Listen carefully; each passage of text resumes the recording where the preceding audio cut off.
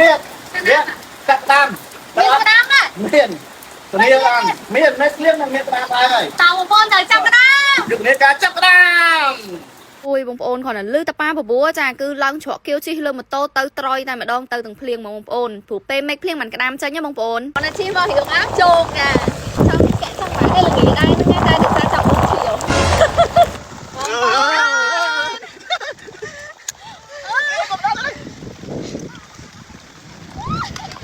ចាបងប្អូនសប្បាយណាបងប្អូនក៏ទៅចឹងមិនខ្ញុំចេះឆ្ងល់ថាប៉ាឲ្យម៉ាក់ខ្ញុំឲ្យតែមេឃភ្លៀងបបួខ្ញុំទៅចាប់ក្តាមហើយខ្ញុំអត់ដែរមកទេបងប្អូនអើយលើកទី1ឲ្យសប្បាយរបស់គាត់មែនណាបងប្អូនហើយក្តាមនឹងវាហូរបដោយទឹកចាហូរបដោយទឹកបងប្អូនតទៅពេលអញ្ចឹងទៅយើងស្រួលចាប់មែនតើវាងើបមកតិចតិចតិចតិចតែបើថាទឹកល្អអាហ្នឹងតថាយើងរៀងមើលខ្លាំងតិចបងប្អូនញ៉ៅខ្លួនម្លេចឆ្ងាយបាត់ហើយ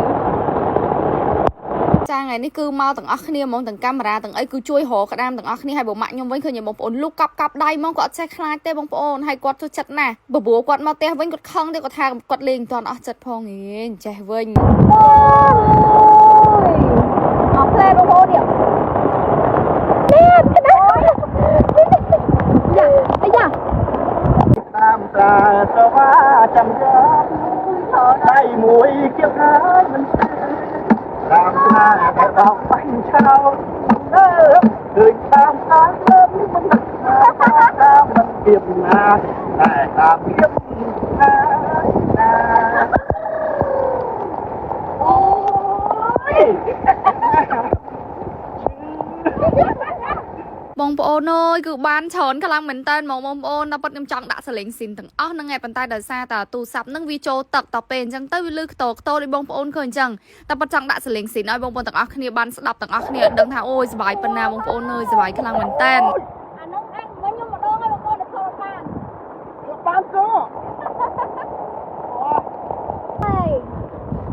បើម្ដងឲ្យដល់ភ្លៀងឲ្យចាប់ក្តាមហ្មង ហើយបងទី1ខ្ញុំឃើញក្តាមអត់បានរត់ទឹកទុកមុនសិនថាឲ្យយើងយកធុងទៅចាប់តាមក្រោយបងប្អូន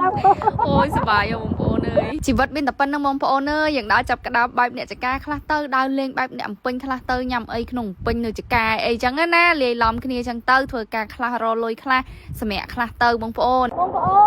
នវារៃចាអូនេះដល់ផ្លែហ្នឹងណាចា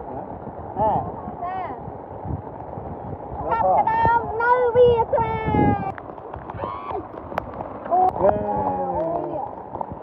ដាក់ចូល